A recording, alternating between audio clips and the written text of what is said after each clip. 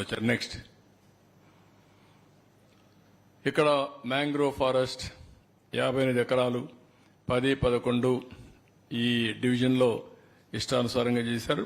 తర్వాత కోర్టు పోయి మన వాళ్ళు ఇది చేసే పరిస్థితి. ఇంటి ఎన్జిటి అయితే 5 కోట్లు ఫైన్ కూడా వేశారు. నెక్స్ట్, ఇది రిషికొండ. నెక్స్ట్, బంగ్లా లేదా? నెక్స్ట్, మరి చూడండి,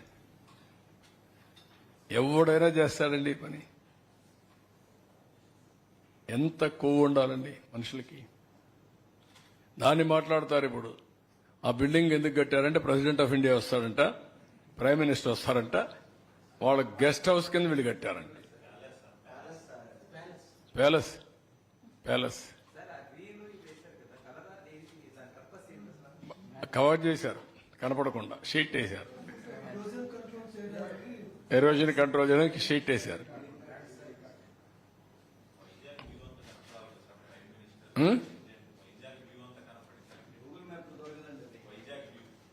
లేదా అమెరికా ప్రెసిడెంట్ చేస్తాడేమో. అంటే ఎంత అజం ఉండాలి ఒక వ్యక్తికి. 500 కోట్ల రూపాయలు కట్టి ప్యాలెస్ కట్టుకున్న వ్యక్తులు వీళ్ళు మాట్లాడతారు. ఇప్పుడు ఏం చేయాలని అడుగుతున్నారు అందరూ. దాన్ని ఏం చేయాలి నాకైతే అర్థం కాలేదు, మీరే చెప్పాలా.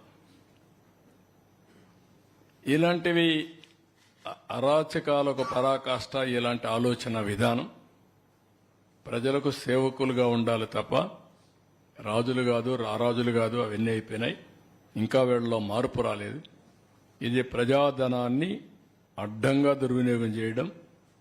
ఫారెస్ట్ అనేది ఋషికొండ అనేది ఋషులు అక్కడ తపస్సు చేసిన ప్రాంతం. అది ఒకప్పుడు ఎవరైనా సరే విశాఖపట్నానికి వస్తే ఈ కొండ చూసిన తర్వాత మేము విశాఖపట్నం వచ్చామని ఈ ఓడలు ఇవన్నీ వచ్చినప్పుడు, పడవలు వచ్చినప్పుడు చూసుకునేవారు. అలాంటి ఋషి కొండకు కూడా ఇది చేసే పరిస్థితి వచ్చారు. అక్కడ ఎర్ర దెబ్బలు అవన్నీ అయిపోయినాయి. అవేం కనపడవు ఇప్పుడు. లేవు కదా, అన్ని పోయినాయి కదా, అయిపోయినాయి, మింగేశారు అవన్నీ.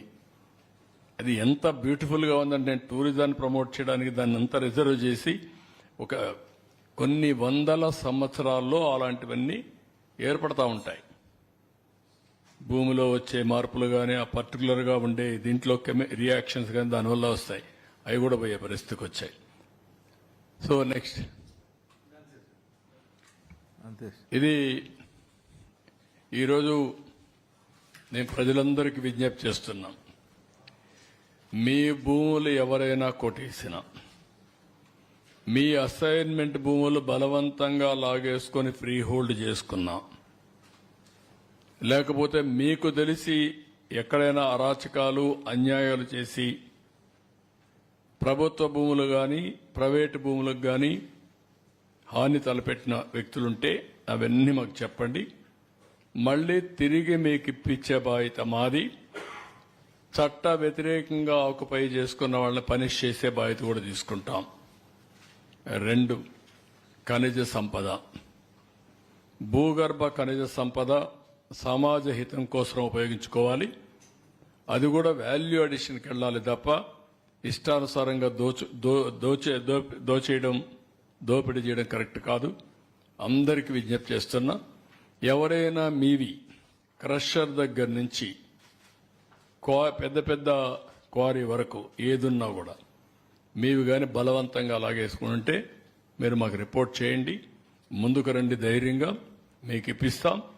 యథేచ్ఛగా ఫ్రీగా మీరు చేసుకునే స్వేచ్ఛ మీకు కల్పిస్తాం. ఇది 2వది. 3వది, ఫారెస్ట్ ఏరియాని ఏ విధంగా కొట్టేశారో మీరే చూశారు. ఇలాంటి అడవులను కూడా మింగేసే ఈ ఆనకొండల్ని మనం గుర్తుపెట్టుకోవాల్సిన అవసరం ఉంది. వీళ్ళందరినీ పనిష్ చేయాల్సిన అవసరం ఉంది. ఆ రోజు ఫారెస్ట్ మినిస్టర్గా పనిచేసిన వ్యక్తులు కానీ, ముఖ్యమంత్రిగా పనిచేసిన వ్యక్తులు కానీ పదవికి అర్హుల. ప్రజాస్వామ్యంలో ఇలాంటి వ్యక్తులు ఉండవలసిన అవసరం ఉందని కూడా ప్రజలు ఆలోచించాల్సిన అవసరం ఉంది. ఈరోజు మేము ఇచ్చిన డేటా చాలా తక్కువ. మా ఆఫీసులో ఇంత డేటా లేదు. ఒకవేళ నాకు పార్టీ ఆఫీసులో వెరిఫై చేయకుండా ఇస్తే కూడా కరెక్ట్ కాదు. ఇంకా కలెక్ట్ చేయాల్సింది చాలా ఉంది. అరాచకాలు చాలా జరిగాయి. ఎక్కడ పోయినా నేను ఆ కొండలు చూస్తే చాలా బాధేసింది. గుండెలు పిండేసేంత బాధపడ్డా. నేను జపాన్కు పోతే ఆ కొండలను చూస్తే నాకు ఆనందం. ఒక్కొక్క కొండ పైన ఒక్కొక్క రకమైన ఫ్లవర్స్ ఉంటాయి.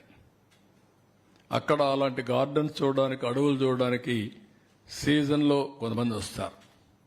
నాకు తిరుపతి ఎప్పుడూ ఒక ఉదాహరణ. తిరుపతిలో నేను డిఫరెంట్ ఫ్లవర్స్ వేయాలని చెప్పి ఆలోచించాను. ఎందుకంటే తిరుపతి నుంచి ఇటు చూస్తే బ్రహ్మాండంగా కలర్ఫుల్గా కనపడే విధంగా ఉండాలని.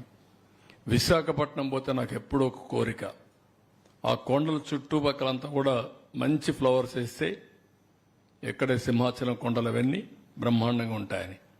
దానికే నేను కొండపైన అయితే మీరు ఒకసారి చూస్తే తిరుమల పైన చాలా వరకు ఈ ఆర్నమెంటల్ ప్లాంట్సే కాకుండా మెడిసినల్ ప్లాంట్స్ పెట్టాం.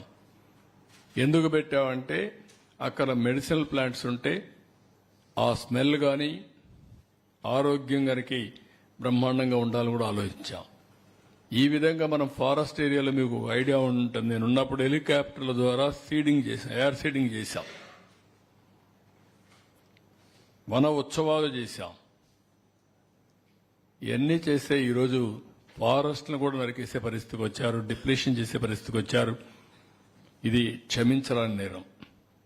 అడవులు నరకడం కాదు, ఇక్కడ అడవుల్ని మొత్తం ధ్వంసం చేయడం. ధ్వంసం కూడా కాదు, ధ్వంసం అంటే అటు లాగుతారు. అడవుల్ని లేకుండా చేసేయడం, అడవిని నామరూపాలు లేకుండా చేయడం, అలాంటివి చేసే పరిస్థితికి వచ్చారు. కాబట్టి అక్కడ కూడా చెప్తాను, మీ అడవుల్ని మీరు కాపాడుకోండి. దానివల్ల పర్యావరణాన్ని మీరు కాపాడుకున్నట్టు అవుతుంది. ఆ పర్యావరణం వల్ల వాతావరణం సమతుల్యంగా ఉంటుంది. మనకు వానలు కురవాలన్నా లేకపోతే మంచి జరగాలో జరిగే పరిస్థితి వస్తుంది. ఈ విషయం ప్రతి ఒక్కరు గుర్తుపెట్టుకోవాల్సిందిగా కోరుతున్నాం.